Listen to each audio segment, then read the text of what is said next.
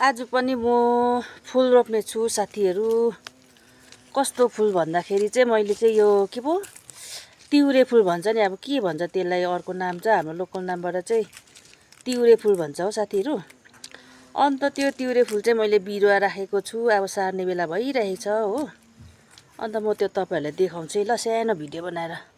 त्यसमा चाहिँ म के लगाएर रोप्छु भन्दाखेरि चाहिँ नि हेर्नुस् ल, म देखाउँछु। मैले चाहिँ अघि तयारी पारिरहेको छु यो तिउरे फुल रोप्नुको लागि चाहिँ। माटो भइगयो, बारीको माटो, अनि यो गाईको मल हो। अन्त म चाहिँ त्यसमा चाहिँ के मिक्स गर्छु भन्दा यो बलुवा पनि लाउँछु म चाहिँ साथीहरू।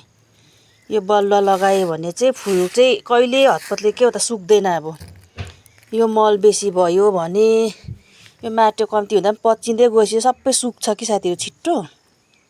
त्यस कारणले गर्दा चाहिँ यो बलुवा तपाईहरुले यसो मिक्स गर्नुभयो भने चाहिँ फुल हतपत्तले सुक्दैन उसको फेद। भोलि पर्सि यहाँ यो रोप्ने मैले सबै बिरुवा राखिरहेको छु कि सार्ने बेला ठिक्कै भयो। अब यो सिजनमा चाहिँ यो चाहिँ तिउरे फुलको सिजन हो साथीहरू।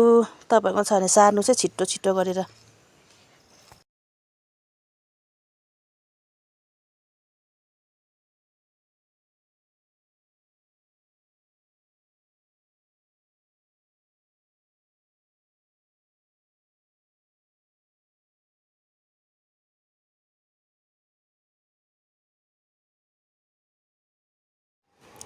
फाइनली बनाइसके साथीहरू मैले यो के पो